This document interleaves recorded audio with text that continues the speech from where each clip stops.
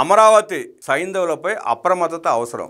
YSR Congress party నాయకులు, Paytm గాళ్లు, నీలి కూలిమంద, వక్రాక్ష media, దాని అనుబంధ మీడియా చేస్తున్న విషప్రచారాల మీద జాగరూకతతో వ్యవహరించాలి. ప్రభుత్వం కఠిన చర్యలు తీసుకోవాలి. ప్రజలు అప్రమత్తంగా ఉండాలి. ప్రజలే ఆ నీలి మోకలు చేస్తున్న ఆరోపణలు తిప్పికొట్టాలి.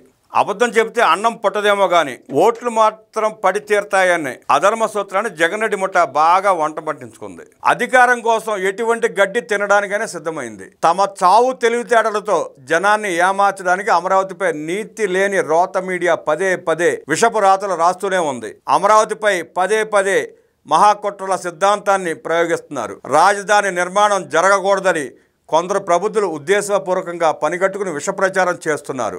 కావాలని అమరావతిపై వైసీపీ విషపురుగులు హద్దు దాటి విషప్రచారం చేస్తున్నారు.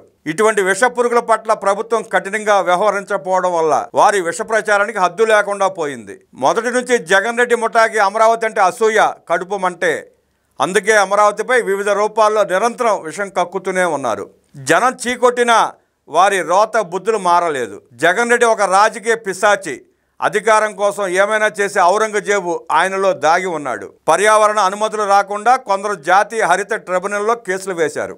రాజధాని నిర్మాణానికి ఎంపిక చేసిన ప్రాంతం సరైనది కాదని, పర్యావరణానికి హాని అని, వరదలొస్తే కట్టబోయే నగరం మొత్తం మునిగిపోతుందని, పంట పొలాలు తరిగిపోయి ఆహార కొరత ఏర్పడుతుందని, రాజధాని ఒక సామాజిక వర్గానికి ప్రయోజనమని, ఇన్సైడర్ ట్రేడింగ్ జరిగిందని ఇలా అనేక ఆరోపణలు చేశారు. అబద్ధాలు చెప్పారు, అభాండాలు వేశారు. నిర్మాణానికి రుణం రాకుండా ఆపేందుకు ప్రపంచ బ్యాంకుకు ఆకాశ రామన్న పేరుతో ఉత్తరాలు రాశారు. కానీ జగన్ రెడ్డి అండుకో ఆరోపణలు ఎలాంటి పసలేదని అన్ని అంశాలు పరిశీలించిన జాతీయ హరిత ట్రిబ్యునల్, హైకోర్టు, సుప్రీంకోర్టు విస్పష్ట తీర్పులు ఇచ్చాయి. ప్రతి అంశాన్ని పరిశీలించి దాఖలైన కేసులను కొట్టివేస్తూ జస్టిస్ స్వతంత్ర కుమార్ నేతృత్వంలోని 3 సభ్యుల ధర్మాసనం 2017 నవంబర్ 17న 145 పేజీల సుదీర్ఘ తీర్పు వెల్లడించింది. పిటిషనర్లు వ్యక్తం చేసిన అనుమానాలన్నింటినీ పరిశీలించి జాతీయ హరిత ట్రిబ్యునల్, నేషనల్ గ్రీన్ ట్రిబ్యునల్ తన తీర్పులో పాత చరిత్రను బట్టి చూసిన ఈ ప్రాంతం మునిగిపోయే అంత వరదలు ఎప్పుడూ రాలేదని,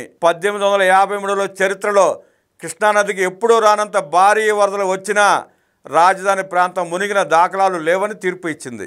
ఈ ప్రాంతం వరద ముంపునకు గురయ్యే అవకాశం లేదని తోసిపుచ్చింది. 1000 ఏళ్లకు ఒకసారి వచ్చే వరదలను దృష్టిలో ఉంచుకునే రాజధాని మాస్టర్ ప్లాన్ రూపొందించారని, అనుకోని రీతిలో వచ్చిన వరదల వల్ల ఎలాంటి ముప్పు లేదని తీర్పులో వెల్లడించింది. అయినా జగన్ రెడ్డి ముఠా అమరావతిపై విషం కక్కడమే ఏకైక ఎజెండాగా పెట్టుకున్నారు. ఈ మధ్య కురిసిన వర్షాలకు అమరావతి మునిగిపోయిందంటూ జగన్ రోత మీడియా, కూలి మీడియాలో కావాలని ఉద్దేశపూర్వకంగా విషం చిమ్మారు. వీళ్ళే కాదు, కొందరు మరుగుజ్జులు, ప్రభుత్వ ఉద్యోగులు సర్వీస్ రూల్స్కి విరుద్ధంగా అమరావతిపై తప్పుడు ప్రచారం చేస్తున్నారు. అమరావతిలో వాస్తవ పరిస్థితులు తెలుసుకోకుండా ఇష్టానుసారం సోషల్ మీడియాలో కామెంట్లు పెడుతున్నారంటే వారికి ప్రభుత్వం అంటే భయం లేకపోవడమేనని అర్థమవుతోంది. మంచి ప్రభుత్వం మనల్ని ఏమీ చేయదు అన్న భావన వారిలో ఉండబట్టే వారి భావ స్వాతంత్రం హద్దులు దాటుతోంది. వర్షం పడి అమరావతిలో నీళ్ల గుంట కనపడితే చాలు అమరావతి మునిగిపోయిందంటూ నీలి మీడియా, కూలి మీడియా విష ప్రచారం చేస్తున్నాయి. ఒకే ఒక్క వర్షం అమరావతి జలమయం అన్న హెడ్డింగ్తో ఇదే మన డ్రోన్ క్యాపిటల్, ఇదే మన క్వాంటమ్ వ్యాలీ, వెనకబడిన ప్రాంత నిధులతో నిర్మించిన నగరం, అతిపెద్ద విమానాశ్రయం కట్టే రాజధాని అని వెటకారంతో మరో ప్రాంత ప్రజలను విద్వేషంతో రెచ్చగొట్టే విధంగా పోస్టులు పెడతారా? కడుపుకు తినేది అన్నమా అశుద్ధమా అర్థం కావడం లేదు.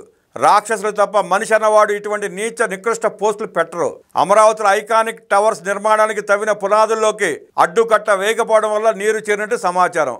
ఆ పునాదుల్లోకి చేరిన నీళ్లను ఫోటోలు తీసి ఆ నీటిని చూపించి అమరావతి మునిగిపోయిందంటూ జగన్ రెడ్డి రోత మీడియా కథనాలు రాసింది. జనం చేతిలో చావు దెబ్బతిన్న తర్వాత కూడా జగన్లో మార్పు రావడం లేదు. ప్రతిపక్ష హోదా కూడా దక్కనంతగా ప్రజలు తిరస్కరించినా తన బుద్ధి మార్చుకోవడం లేదు. రాజకీయ ప్రయోజనాల కోసం మీడియా వ్యవస్థను ఏర్పాటు చేసి రాష్ట్ర రాజధాని అమరావతిపై విషం కక్కడానికి ఇంగితం ఉండాలి. చేతిలో రోత పేపర్ ఉందని నిజాలతో నిమిత్తం లేకుండా పత్రికా విలువలకు తిలోదకాలు ఇచ్చి అరాచకపు రాతలు రాయడానికి సిగ్గుపడాలి. దురుద్దేశపూర్వకంగా అవాస్తవాలతో, వక్రీకరణలతో కథనాలు రాసేందుకు సొంత మీడియాను ఒక పావుగా ఉపయోగించుకోవడం ప్రజాస్వామ్య వ్యవస్థకు పెను ప్రమాదం. రాష్ట్ర ద్రోహులు రాజధాని అమరావతిపై కుట్రతోనే పదే పదే విష ప్రచారం చేస్తున్నారు.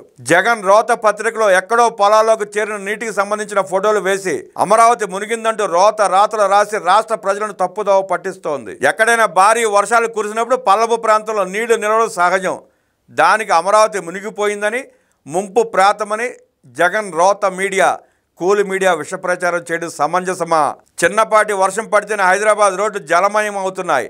అనేక కాలనీలు నీట మునుగుతున్నాయి. జనజీవనం అస్తవ్యస్తం అవుతోంది. నిన్న మొన్న ఎడతెరిపి లేకుండా కురిసిన వర్షాలకు, వరదలకు ఆర్థిక రాజధాని ముంబై జలమయమై జనజీవనం అతలాకుతలం అయింది. రైల్వే, విమాన సేవలు ఆగిపోయి ప్రజా రవాణా నిలిచిపోయింది. మరి హైదరాబాద్, ముంబై రాజధానులపై ఎవరు కూడా ఇటువంటి రాతలు రాయలేదు, విషం కక్కలేదు. దేశంలో ఎవరూ చేయని వికృత రాజకీయం చేస్తోంది జగన్ రెడ్డి ముఠానే. అమరావతిలో చిన్న నీళ్లకుంట కనబడితే చాలు అమరావతి మునిగిందంటూ జగన్ ముఠా వాళ్ల నోళ్ల ద్వారా మల విసర్జన చేస్తున్నారు. గాలి కబుర్లు, అబండాలని నిజాలుగా చూపడం, ఇష్టానుసారం విషపు రాతలు రాస్తున్నారు. కూటమి ప్రభుత్వాన్ని బద్నాం చేయడమే అజెండాగా జగన్ మీడియా పనిచేస్తోంది. ఇటువంటి అసత్య ప్రచారానికి మీడియా పాల్పడటం మంచి పద్ధతి కాదు. ఇటువంటి దుష్ట సంప్రదాయాలు, అబద్ధాలు అనర్దాయకంగా పరిణమించాయి ఆంధ్రప్రదేశ్కి. అధికారమే ఏకైక లక్ష్యంగా రాష్ట్ర ప్రయోజనాలు పణంగా పెట్టడానికి ఎంతటి ఘాతకానికైనా తెగబడటం దారుణం. వెనకబడిన ప్రాంత నిధులతో నిర్మిస్తున్న నగరం అంటూ ఆ ప్రాంత ప్రజలను రెచ్చగొట్టే విధంగా విద్వేష పోస్టులు పెట్టిన వారిపై కేసులు పెట్టాలి.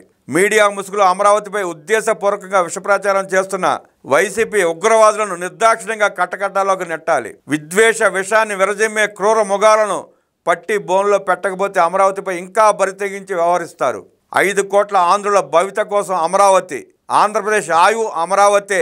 ప్రజల ఆకాంక్షలకు అద్దం పట్టేలా ఉజ్వలమైన, సమ్మిళితమైన, అధునాతనమైన నగరం, రాజధాని ఉండాలన్న ప్రణాళికతో చేపట్టిన అమరావతి భారతదేశ ముఖద్వారం కానుంది. ఏది ఏమైనా అమరావతి సైంధవుల పట్ల ప్రభుత్వం కఠినంగా వ్యవహరించాలి.